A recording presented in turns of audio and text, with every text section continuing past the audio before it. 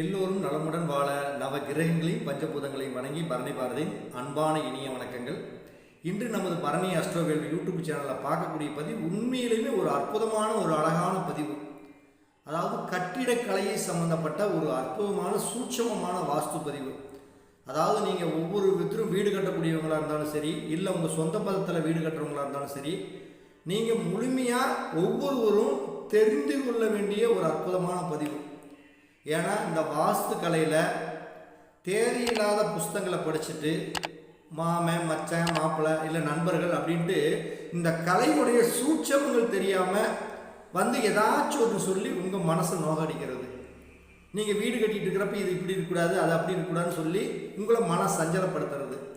இதுக்கெல்லாம் ஒரு தீர்வு கொடுக்கணும். முழுமையான வாஸ்துனா என்ன? ஒரு வீடு கட்டுறாங்கன்னா அந்த வீட்டுக்கு கிழக்கு பார்த்த வீடு கட்டுறாங்க, மேற்கு பார்த்த வீடு, வடக்கு தெற்கு பார்த்த வீடுனா அந்த வீட்டுடைய ப்ராசஸிங் முதல்ல இப்படித்தான் நடக்கணும் அப்படிங்கக்கூடிய அற்புதமான பதிவு தான் இன்னைக்கு பார்க்க போகிறோம். அதனோட அடிப்படையில் கிழக்கு பார்த்த வீட்டுடைய முழு வாஸ்தே இதுதான், இதுக்கு மேலே ஒன்றுமே இல்லை.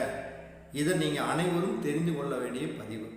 இந்த பதிவை நான் டெப்த்தாக உங்களுக்கு அழகாக விவரமாக சொல்கிறேன். நான் சொல்கிறேன்னா நீங்கள் எனக்கு செய்யக்கூடிய ஒரே ஒரு உதவி அப்படின்னா, இந்த பதிவை பார்க்கக்கூடிய நண்பர்கள் அனைவருக்கும் உங்களால் முடிஞ்சது யாரோ ஒருத்தருக்குனாச்சும் இந்த பதிவை ஷேர் பண்ணுங்கள். கண்டிப்பாக அந்த பதிவை அவங்க பார்த்தாங்கன்னா, ஒருத்தர் வீடு கட்டுறாங்கன்னா அவங்களுக்கு நீங்கள் ஒரு புண்ணியம் செஞ்ச மாதிரி இருக்கும். கண்டிப்பாக நீங்கள் ஷேர் பண்ணுங்கள், லைக் பண்ணுங்கள், கமெண்ட் பண்ணுங்கள், நம்ம சேனலுக்கு ஆதரவு கொடுங்க. தொடர்ந்து உங்களுக்கு நிறைய வாஸ்து பதிவு வரும். இன்றைக்கி கிழக்கு பார்த்த வீட்டை பற்றி நம்ம பார்க்க போகிறோம். இந்த பதிவை நீங்கள் முழுசாக பார்த்தீங்கன்னா, ஸ்கிப் பண்ணாமல் பார்த்தீங்கன்னா, ஒரு வீட்டை போய் பார்த்தீங்கன்னா அந்த வீட்டில் இருக்கக்கூடிய தவறுகள் என்ன எப்படி அப்படிங்கிறத நம்ம கண்டுபிடிச்சிடலாம். அதில் எந்த ஒரு மாற்றமும் இல்லை. இப்போ நான் அந்த பிளானில் போட்டிருக்கிறது வந்து பார்த்தீங்கன்னா, ஒரு கிழக்கு பார்த்த ஒரு வீடு, அதில் ஒரு சைட்டு 60க்கு 40 அப்படிங்கக்கூடிய ஒரு மனை. இதில் நான் திசைகள் இங்கே போட்டிருக்கிறேன் பாருங்கள். எப்பயுமே வடக்கு திசையை தான் நம்ம மேலே போடுவாங்க. நம்ம எல்லாத்துக்கும் புரிகிறதுக்காக ஒரு வீட்டோட மேப்பை போட்டு அதுக்கு கிழக்கு திசை, தெற்கு, மேற்கு, வடக்குன்னு எல்லா திசைகளை போட்டிருக்கிறேன். இப்போ கீழே இருக்கிறது தான் கிழக்கு திசை. இப்போ ஆல்ரெடி நம்ம பார்க்கக்கூடிய வீடு கிழக்கு பார்த்த வீட்டுக்கு முழு வாஸ்து பலம் எப்படி அப்படிங்கிறது தான் பார்க்க போகிறோம். இதில் 60க்கு 40 அப்படிங்கக்கூடிய ஒரு ஃப்ளாட் எடுத்துக்கிட்டோம். அதில் ஒரு வீடு கட்டுறோம். எவ்வளோ பேர் வீடு கட்டுறோம் அப்படின்னோம்னா 42க்கு 22 அப்படிங்கக்கூடிய ஒரு வீட்டை தான் நம்ம இந்த இடத்த அமைக்கிறோம். அதாவது 42க்கு 22 அப்படின்னா கிழமையில் கிழக்கு மேற்கு 42 அடி போட்டிருக்க பாருங்க. தெற்கு வடக்கில் 22 அடி ஒரு வீட்டை எடுத்துக்கிறோம்.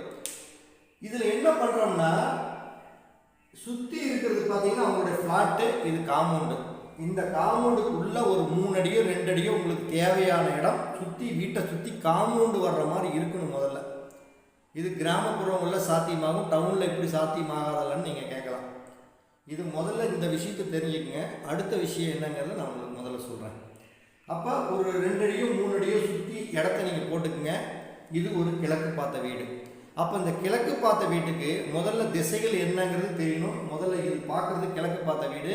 கிழக்குக்கு பின்னாடி இருக்கிறது மேற்கு திசை, இந்த பக்கம் இருக்கிறது தெற்கு திசை, இது வடக்கு திசை போட்டிருக்கிறேன். இங்கே பார்த்துக்கோங்க இந்த மேப்பில்.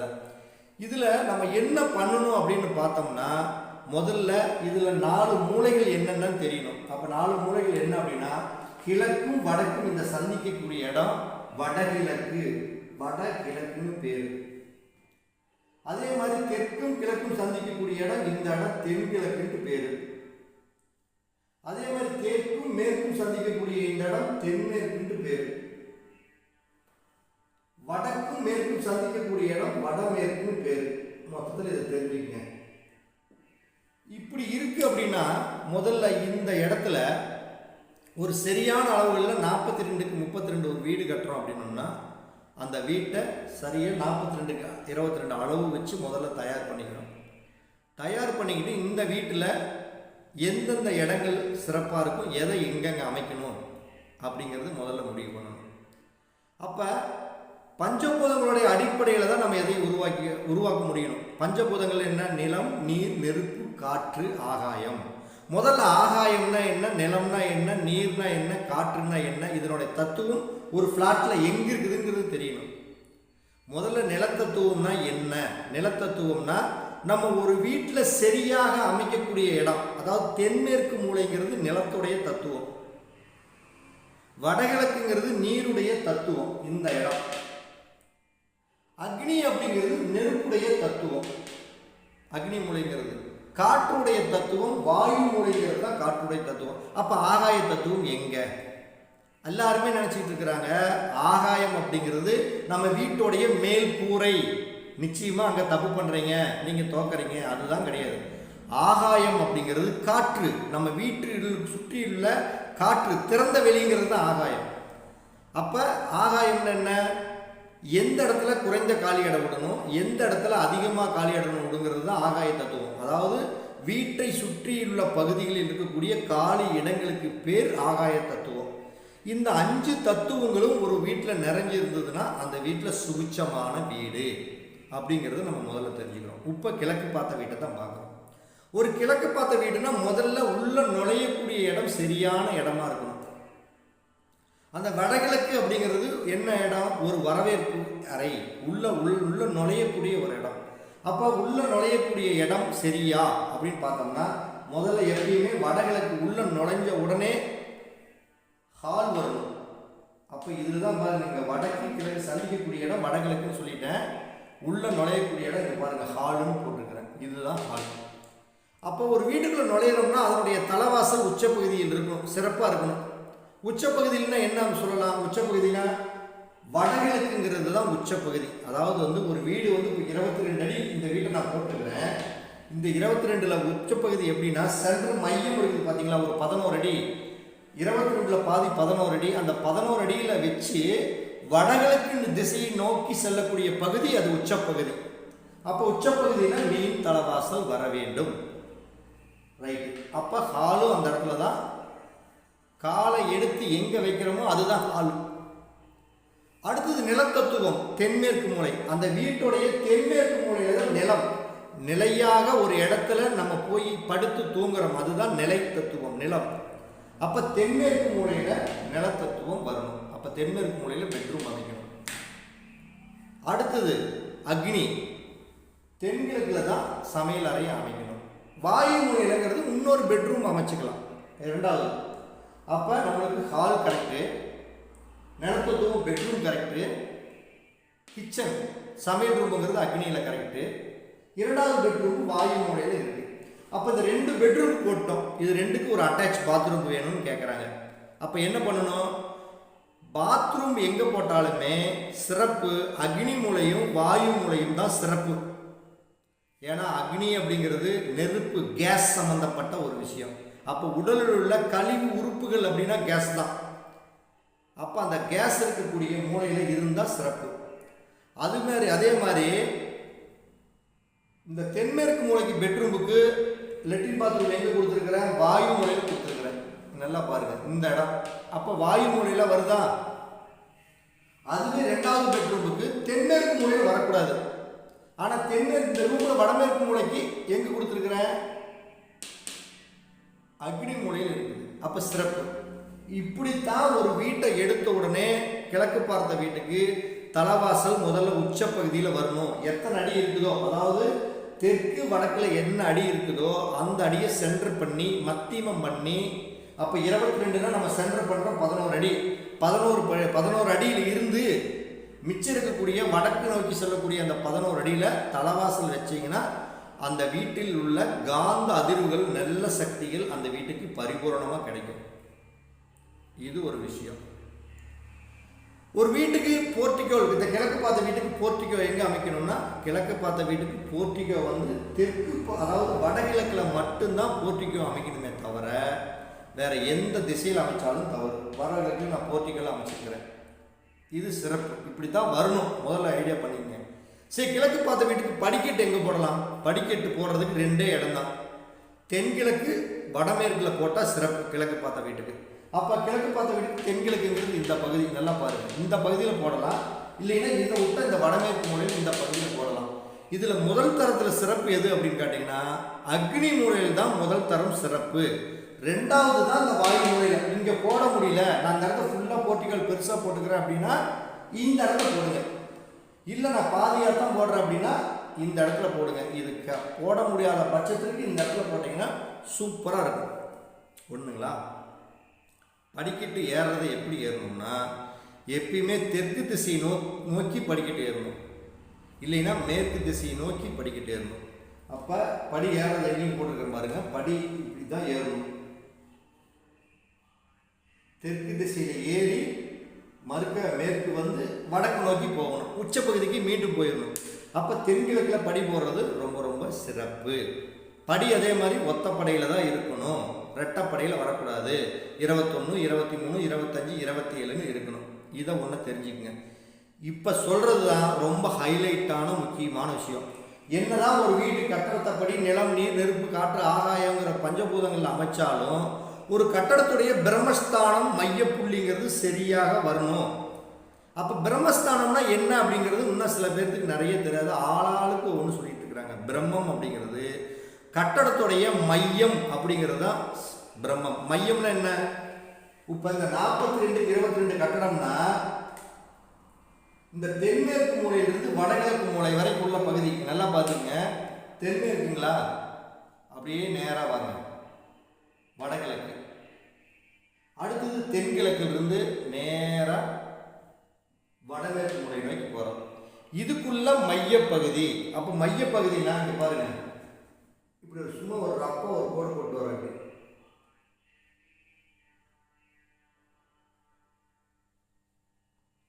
அதே மாதிரி இப்படி கோடு நேராக போடணும்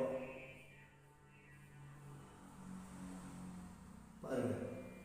இந்த பெருக்குக்குறி வருது பார்த்தீங்களா, இந்த இடம் தான் மையம். அப்போ இந்த மையத்தில் எந்த செவுறுகளோ, அதாவது இந்த செவுறு கட்டிடம் பார்த்தீங்களா, இங்கே பாருங்க, இந்த செவுறு கட்டுறோம் பார்த்தீங்களா, இந்த செவுரோ இல்லை இப்படி தடுக்கிற பார்த்தீங்களா, இந்த செவுரோ இது நேர், இந்த பெருக்குக்குறி நேரில் இப்படியோ இல்லை இப்படியோ வந்ததுன்னா அந்த வீட்டில் பிரச்சனைகள் ஆரம்பம். உங்களுடைய வாழ்க்கையினுடைய மையம் அப்படின்னா வயிறு. அப்போ வயிறு பாதிக்கப்படும். வயிறு சம்பந்தப்பட்ட உடல் உபாதைகளுக்கு நீங்கள் ஆளாகிறீங்க. வாழ்க்கையில் நெருப்புக்கு சமமான கண்டத்தை அனுபவிக்க போகிறீங்க அப்படிங்கிறது தான் இதுக்கு விதி. அப்போ மையப்பகுதி அப்படின்னா பிரம்மஸ்தானங்கிறது தென்மேற்கு மூலையிலிருந்து வடகிழக்கு மூலை வரைக்கும் உள்ள கட்டடத்தை ஒரு கோடு போட்டுக்குங்க. அதே மாதிரி தென்கிழக்கிலிருந்து வடமேற்கு மூலை நேராக ஒரு கோட்டை போட்டு இந்த 2 கோடும் கத்திரிக்கோள் மாதிரி சந்திக்கக்கூடிய பகுதி தான் மையப்புள்ளி. இந்த மையப்புள்ளியில் எந்த ஒரு அதாவது சுவரோ இல்லை நிலவுகாலோ எதுவும் வரக்கூடாது. வந்தால் அவங்களுக்கு வாழ்க்கையில் சரியான அளவுகள் இருந்தாலும் அந்த வீட்டில் சுபிச்சம் கிடைக்காது. இதை ஒன்று தெரிஞ்சுக்கங்க. பிரம்மஸ்தானத்தை முடிச்சிட்டோமா? அடுத்தது ஒரு வீடு கட்டினதுக்கப்புறம் தெற்கை விட வடக்கு அதிக காலியாக இருக்கணும். இது தெற்கு. இங்கே 3 அடி இருக்குன்னா இங்கே 6 அடி இருக்கும், அப்படி தான் போட்டுருக்கு. இங்கே 3 அடினா இங்கே 3 அடிக்கு மேலே 3 அடி, 1 அங்குலம் வரலாம், 2 அங்குலம் வரலாம், எவ்வளோ வேணுமாலும் வரலாம். 3 அடிக்கு கீழே வரக்கூடாது. அதே மாதிரி மேற்கு பகுதியில் ஒரு 3 அடி விடுறீங்கன்னா 3 அடிக்கு மேலே வடக்கு கிழக்கு பகுதியில் எவ்வளோ வேணுமாலும் வரலாம். 1 அங்குலம் வந்தாலும் சரி, அது சிறப்பு தான். அப்போ இந்த 3 அந்த பக்கம் ஒரு 3 அடிக்கு மேலே 1 அங்குலம் வந்தால் தான் அந்த வீட்டில் ஆகாய தத்துவம் நல்லா இருக்கும். இல்லைன்னா ஆகாய தத்துவம் ஃபெயிலியர் ஆகிடும். சரி, இதை நம்ம பார்த்துட்டோம். இந்த இடத்துல கிணறு எங்கே அமைக்கிறது, போர் எங்கே அமைக்கிறது, செப்டிக் டேம், ஆளாளுக்கு ஒரு வீட்டை கட்டினா இந்த வாஸ்து பார்க்குறவங்களுடைய ஒரு இதுவும் இந்த வர்ற சொந்த பந்தங்களுடைய எல்லாம் உங்களை போட்டு குழப்பி விடுவாங்க. நீங்கள் குழம்பக்கூடாது, நீங்கள் தெளிவாக இருக்கணுங்கிறதுக்காக தான் இந்த பதிவு. இதுக்கு மேலே உண்மையாகவே சொல்கிறேங்க, இதுக்கு மேலே வாஸ்தை இல்லை. இதுதான் வாஸ்தை. நான் ஸ்ட்ராங்காக அடித்து சொல்லுவேன். 35 வருஷம் அனுபவம், நல்லா பர்ஃபெக்டாக பல இதை பார்த்தாச்சு. பார்த்தனால தான் உங்கள்கிட்ட பர்ஃபெக்டாக தில்லாக பேசுகிறேன். அப்போ ஒரு இடத்துல இந்த இடத்துல நீங்கள் போர் போடணும் அப்படின்னு போடுறீங்க, ஒரு கிணறு வெட்டணும், ஒரு செப்டிக் டேங்க் கட்டணும் அப்படின்னா நல்லா மைண்டில் புரிஞ்சுக்குங்க. வீட்டோடைய இந்த இடம் காம்பவுண்டு பண்ணுறீங்க பார்த்தீங்களா, தென்மேற்குலேருந்து வடமேற்கு இடம் 60க்கு 40 அப்படின்னா நீங்கள் என்ன பண்ணணும்னா இந்த 40 அடி இருக்குது பார்த்தீங்களா, இந்த 40 அடியை சென்டர் பண்ணுங்க. மையப்பகுதியில் இதுதான் மையம். இங்கே பாருங்க, இந்த இடம் வச்சிருக்க பாருங்க. இது 20 அடி. அதே மாதிரி மேற்கு கிழக்கு இதுல மையம் இந்த இடம் தான் 60 அடினா சென்டர் என்ன 30 அடி பார்த்துங்க. அப்ப இந்த மையத்துல நல்லா புரிஞ்சுக்கங்க, கிழக்கு பகுதியிலுடைய மையத்திலிருந்து வடகிழக்கு நோக்கி வரை உள்ள பகுதி இந்த இடம் பூரா எடுத்துக்கங்க, இது பூராமே எடுத்துக்கங்க. அதே மாதிரி இந்த மையத்திலிருந்து எடுத்துக்கங்க, கீழே வரக்கூடிய பகுதி பூரா எடுத்துக்கங்க. இந்த இடத்துல எங்க வேணும்னாலும் நீங்க கிணறு வெட்டலாம், போர் போடலாம், தண்ணி தொட்டி கட்டலாம், இந்த மூணையும் கட்டலாம். ஆனா அதுக்கு ஒரே ஒரு ரூல் என்ன அப்படின்னு கேட்டீங்கன்னா, நல்லா புரிஞ்சுக்கங்க, வீட்டோட வடகிழக்கு மூலை இங்க இருக்குது பார்த்துக்கிட்டீங்களா, இடத்தோட வடகிழக்கு மூலை இங்க இருக்குது. அதுக்கு நேரம் நான் ஒரு கோடு போட்டு வச்சிருக்கிற பாருங்க, டாட் போட்டு வச்சிருக்க மாதிரி. இப்படி இந்த டாட்டுக்குள்ள இப்படியோ இப்படியோ இப்படியோ தண்ணி தொட்டி மட்டும் வராம பார்த்துக்கங்க. நானே தான் சொல்றேன், கிழக்கு மையப்படுத்தி 20 அடியிலிருந்து வடகிழக்கு நோக்கி போற பகுதியில் எங்க வேணுமாலும் இங்க கட்டிக்கங்கிறேன். அதே மாதிரி 30 அடி இருக்கு, 60 அடி இருக்குதுன்னா மையப்படுத்தி வடகிழக்கு நோக்கி எந்த படத்துல கட்டிக்கிட்டேன், சூப்பரான பகுதி. ஆனா நீங்க என்ன பண்ணணும்னா, இந்த கட்டடத்துடைய வடகிழக்கு மூலைக்கும் வீட்டுடைய இடத்துடைய வடகிழக்கு மூலைக்கு உள்ள நேர் பகுதியில் கிணறோ வாட்டர் டேங்கோ போரோ வராமல் பார்த்துக்குங்க. அப்படி வராமல் பார்த்துக்கிட்டிங்கன்னா அந்த வீட்டில் வடகிழக்கின் மூலமால் எந்த தோஷமும் வராது. வடகிழக்கு மூலம்னா ஒரு ஆணுடைய புகழ், ஆணுடைய வெற்றி, குழந்தைகளுடைய கல்வி நிலை, இது எல்லாமே ரொம்ப சிறப்பாக இருக்கும். அப்போ இது மாதிரி நீங்கள் சரியான இடத்துல நான் வடக்கில் தான் கிணறு வெட்டியிருக்கிறேன், கிழக்கில் தான் வாட்டர் டேங்க் போட்டிருக்கிறேன், எனக்கு பிரச்சனை என்ன அவங்க சொல்லி தான் போட்டேன்னெல்லாம் சொல்லக்கூடாது. ஆனால் சரியான அமைப்பில் அமைஞ்சாலும் வீட்டுடைய வடகிழக்கு மூலைக்கும் கட்டடத்துடைய நிலத்துடைய வடகிழக்கு மூலைக்கும் ஒரு டைகிராம் கோட்டை வரைஞ்சி அந்த கோட்டுக்குள்ளே வராமல் பார்த்துக்குங்க. இது ஒரு ரூல். ரெண்டாவது, தலைவாசல் நேர் கிணறோ போரோ வாட்டர் டேங்க் வராமல் பார்த்துக்குங்க. இது ரெண்டாவது ரூல். இதுதான் ரூலு. இந்த மையத்திலையும் நீங்கள் போடலாம், கிழக்கு மையத்திலையும் வடக்கு மையத்திலையும் போடலாம். அந்த வடக்கு மையத்திலிருந்து வடகிழக்கு நோக்கி வர பகுதி வரைக்கும் போடலாம், கிழக்கு மையத்திலிருந்து வடகிழக்கு நோக்கி வர பகுதியிலையும் போடலாம். நல்லா பார்த்துக்குங்க, இதுதான் மையம், இதிலிருந்து இங்கே வரைக்கும் எங்கே வேணும் போடலாம். அதே மாதிரி இது மையம், இதிலிருந்து எங்கே வேணும் போடலாம். ஆனால் வீட்டோடைய வடகிழக்கு மூலைக்கும் இடத்தோட வடகிழக்கு மூலைக்கும் வராமல் பார்த்துக்குங்க. தலைவாசல் நேர் வராமல் பார்த்துக்குங்க. இவ்வளோதான் ரூல். தண்ணிக்கு செப்டிக் டேங்க் பார்த்தீங்கன்னா, எல்லா வீட்லையும் இந்த செப்டிக் டேங்க் தான் ஒரு பிரச்சனையே. யார் சொன்னாலும் அவர் சொல்லி தாங்க போட்டேன், இவர் சொல்லி தான் போட்டேங்க, இந்த வாஸ்துக்காரர் சூப்பரானார். முதல்ல ஒன்று தெரிஞ்சுக்கங்க, இந்த வாஸ்துங்கிற பேரில் அடிக்கிற சில கூத்து தொந்தரவு இருக்காங்க பார்த்தீங்களா, அது கொஞ்சம் நெஞ்சம் இல்லை. ஏகப்பட்ட தெரிஞ்சதை தெரிஞ்ச மாதிரியே தெரியாததை தெரிஞ்ச மாதிரியே பில்டப் பண்ணியே நோகடிச்சிடுறாங்க. ஏன்னா உங்கள் பணம் வேற இல்லை, என் பணம் வேற இல்லை. ஏன்னா வீடுங்கிறது யானை அசைஞ்சிட்டு சாப்பிடும், வீடு அசையாமல் சாப்பிடும். அப்போ பணத்தை வீட்டு மேலே போட்டுட்டிங்கன்னா எடுக்கவே முடியாது. அது நல்லபடியாக கட்டணுங்கிறதுக்காக தான் இந்த பதிவு உங்கள்கிட்ட முக்கி சொல்கிறேன். அப்போ செப்டிக் டேங்க் எங்கே போடலாம், போர் எங்கே போடலாம் அப்படிங்கிறது போருக்கு சொல்லிட்டேன். செப்டிக் டேங்க் எங்கே போடலாம் அப்படின்னா ஒன்றும் இல்லைங்க, சிம்பிளான விஷயம்.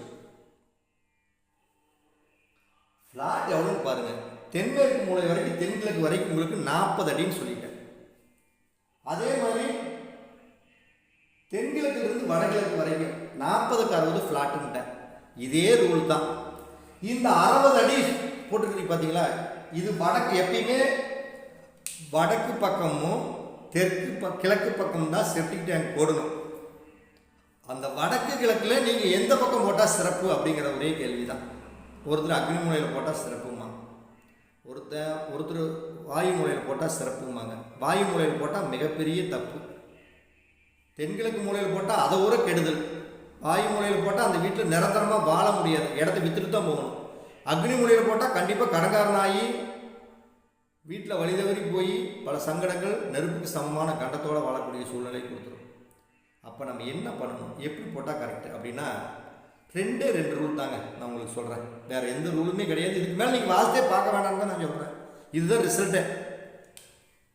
40 அடிங்களா, 40 அடி இருக்கிற கிழக்கு பகுதியில் ஒவ்வொரு இடத்துக்கு 10 அடி வச்சுக்கோங்க. சென்டர் வந்து 20 அடி சொல்லிட்டேன். இந்த சென்டரை மையப்படுத்தி இந்த மையத்திலிருந்து வடக்கு பக்கம் 5 அடி இல்லை தெற்கு பக்கம் 5 அடி இப்படி வச்சுக்கிட்டீங்கன்னா, இந்த மையத்தில் இப்படி வச்சுக்கிட்டீங்கன்னா இந்த செப்டிக் டேங்கு சரியான இடம் ஆச்சுங்களா. அதே மாதிரி இந்த 30 அடி சொன்ன பார்த்தீங்களா, இந்த 30 அடியில் சென்டர் மையத்தில் மேற்கு பக்கம் ஒரு 5 அடி, கிழக்கு பக்கம் ஒரு 5 அடி, இல்லை மேற்கு பக்கம் ஒரு 6 அடி, கிழக்கு பக்கம் ஒரு 6 அடி, இல்லை மேற்கு பக்கம் 3 அடி, கிழக்கு பக்கம் ஒரு 3 அடி, இப்படி மையத்தில் வர்ற மாதிரி அமைச்சா அது சிறப்பு. ஒன்று இதை ஒன்றை ஃபாலோ பண்ணுங்க. இன்னொன்று என்ன பண்ணுறீங்கன்னா, மொத்தம் 60 அடினா இதை வந்து 4 பார்ட்டாக பிரிங்க. ஒவ்வொரு பார்ட்டுக்கு 15 அடி. அப்போ இது ஒரு 15 அடி, அடுத்தது ஒரு 15 அடி, அடுத்தது ஒரு 15 அடி, அடுத்தது ஒரு 15 அடி. இதில் இந்த வாயு மூலையில் இருக்கிற 15 அடி விட்டுட்டு ரெண்டாவது வரக்கூடிய 5 அடியில் கட்டினீங்கன்னா சூப்பருங்க. மையத்தில் கட்டுங்க, இல்லைன்னா ரெண்டாவது வரக்கூடிய 15 அடியில் கட்டுங்க. இது வந்து நீங்கள் நான் 60 அடி இருக்கிறனால இதை 4ஆக பிரித்தா 5 அடின்னு சொல்லிக்கிறேன். நீங்கள் 30 அடி இருந்தால் 4 7 28, 4 6 2 ஒரு 7.25 அடி பக்கம் வருங்கிறது வந்துட்டு முதல் 7.25 விட்டுட்டு அடுத்து 7.25 கட்டணும். நீங்கள் எத்தனை அடி வருதோ அத்தனை அடியை 4ஆக பிரித்து அதில் வாயு மூலையில் வரக்கூடிய ஒரு பகுதி விட்டுட்டு ரெண்டாவது பகுதியில் கட்டினீங்கன்னா சூப்பராக இருக்கும். ஓகேங்களா. அதே மாதிரி கிழக்கு பகுதியிலையும் நான் சொன்னேன் மையப்படுத்தி. இப்போ 40 அடினா இந்த 40 அடி சென்டர் 20 அடி, 20 அடியில் வடக்கு பக்கம் 5 அடி, தெற்கு பக்கம் 5 அடி, இல்லை வடக்கு 4 அடி, தெற்கு பக்கம் 4 அடி, இல்லை வடக்கு 6 அடி, தெற்கு 6 அடி, இப்படி மையப்படுத்திங்க சூப்பராக இருக்கும். ஒரு ரூல் இல்லைங்க. ரெண்டாவது ரூல் அப்படின்னு கேட்டிங்கன்னா, மொத்தம் 40 அடியை 4ஆக பிரிங்க. 10 அடி வரும். ஒரு 10, அடுத்த ஒரு 10, அதுக்கடுத்து ஒரு 10. இதில் அக்னி மூலையில் வரக்கூடிய ஒரு 10 அடியை விட்டுட்டு ரெண்டாவது வரக்கூடிய 10 அடியில் கட்டலாம், இல்லை சென்டர் மையப்படுத்தி கட்டலாம். புரியுதுங்களா நான் சொல்கிறது? 40 அடினா இதில் வர்ற ஒரு 10 அடியில் கட்டவே கூடாது. கட்டுனீங்கன்னா பிரச்சனை. ரெண்டாவது வரக்கூடிய 10 அடியில் கட்டுங்க, சூப்பராக இருக்கும். மூணாவது வர்ற 10லையும் கட்டக்கூடாது, நாலாவது வரக்கூடிய 10லையும் கட்டக்கூடாது. அப்போ செப்டிக் டேங்க் அமைக்கிறதுக்கு சரியான மையப்பகுதியை எடுத்து 60க்கு 40 ஃப்ளாட்டுனா 40 அடியை கிழக்கு பகுதியில் சென்டர் பண்ணி வடக்கில் பாதி, கிழக்கில் பாதி, தெற்கில் பாதி.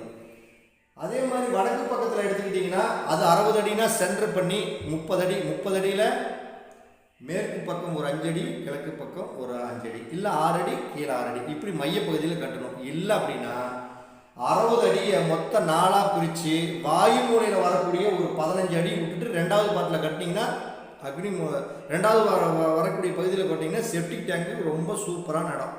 அதே மாதிரி அக்னி மூலையில் நான் மொத்தம் 40 அடினா அதை 4ஆக பிரித்து 10 அடி வருதுன்னா அந்த முதல்ல அக்னி மூலையில் வர 10 அடி விட்டுட்டு ரெண்டாவது வரக்கூடிய 10 அடியிலையும் சென்ட்ரு மையப்பகுதியிலையும் கட்டினீங்கன்னா மிகுந்த யோகத்தை கொடுக்கும். அப்போ கிழக்கு பார்த்த வீட்டுக்கு முழு வாஸ்து அப்படின்னாவே நல்லா தெரிஞ்சுக்குங்க. நிலம் இருக்கக்கூடிய தென்மேற்கு மூலையில் பெட்ரூம் அமையணும். நீர் இருக்க வேண்டிய இடத்துல வடகிழக்கில் வீட்டுக்குள்ளே நுழையக்கூடிய தலைவாசல் இருக்கணும். ரெண்டாவது பெட்ரூம் வாயு மூலைங்கிற காற்று தத்துவம் இருக்கணும். அக்னி மூலை அப்படிங்கிறது வந்து நெருப்பு தத்துவம், சமையல் ரூம் அங்கே போடணும். ஒரு ரூமுக்கு லெட்டின் பாத்ரூமுக்கு போடுறதுனா ஒரு இடத்துடைய வடமேற்கு மூலையிலையும் அக்னி மூலையிலையும் தான் போடணும். அதே மாதிரி எல்லா தலைவாசலும் உச்சப்பகுதியில் வரணும். அடுத்தது படிக்கட்டுன்னு போட்டோம்னா கிழக்கு பார்த்த வீட்டுக்கு அக்னி மூலையில் போடணும், இல்லைன்னா வாயு மூலையில் போடணும். அதில் அக்னி மூலை போட்டிகள் நான் ஃபுல்லாகவே பெருசாக போடுறேங்க, கட்டுற அளவுக்கு விட்டுட்டா நீங்கள் வாயு மூலையில் போட்டுக்குங்க, இல்லைன்னா இங்கே போட்டுக்குங்க. செப்டிக் டேங்கு அப்படிங்கிறது நான் உங்கள்கிட்ட ஆல்ரெடி சொல்லிட்டேன். சரியான வடக்கு பகுதியில் மையப்பகுதியிலையும் கிழக்கு மையப்பகுதியிலையும் தான் போடணும். மித்த இடத்துல வடகிழக்குலையோ இந்த மையப்பகுதி சென்டர் போட்டிங்கன்னா தப்பு. அதே மாதிரி இல்லை அப்படி போடலை அப்படின்னா இருக்கிற இடத்த 60க்கு 40னா அதை 4ஆக பிரித்து முதல்ல ஒரு 15 அடி விட்டு ரெண்டாவது 15 அடிக்குள்ளே போட்டு நிறுத்திக்கங்க. அதே மாதிரி கிழமை தென்மண்டலம் 40 அடினா அதில் மையப்படுத்தி செவிப்பாதியில் போடுங்க. இல்லை அப்படின்னா அக்னி மூலையில் இருக்கக்கூடிய ஒரு 10 அடி விட்டு ரெண்டாவது இடத்துல போடுங்க. அதே மாதிரி அந்த செப்டிக் டேங்கு நிலவுகால் நேரோ எதுவும் வராமல் பார்த்துக்குங்க. இதுதான் இந்த கிழக்கு பார்த்த வீட்டுக்கு உண்டான முழு வாஸ்து பதிவே. இவ்வளவு தாங்க. வேறு எந்த யார் சொன்னாலும் நீங்கள் போட்டு உடம்பை போட்டு வருத்திக்காதீங்க. அதுக்கு மேலே சரியான மனையடி சாஸ்திர அளவுகள், நல்ல அளவுகளை, நல்ல அனுபவம் வாய்ந்த நண்பர்கிட்ட நல்ல அளவுகளை மனையடி சாஸ்திரப்படி குளிப்புறுத்தத்துக்காக போட்டுக்குங்க. இவ்வளவுதான் இந்த முழு வாஸ்துக்கு உண்டான விஷயமே தவிர நீங்கள் வந்து மாப்பிள்ளை சொன்னால், மாமா சொன்னால், அண்ணன் சொன்னால், நண்பர் சொன்னால், அந்த வாஸ்துக்காரர் சொன்னார் அப்படிங்கிறதெல்லாம் நீங்கள் போட்டு உழட்டிக்காதீங்க. முழு வாஸ்தே இதுதான்.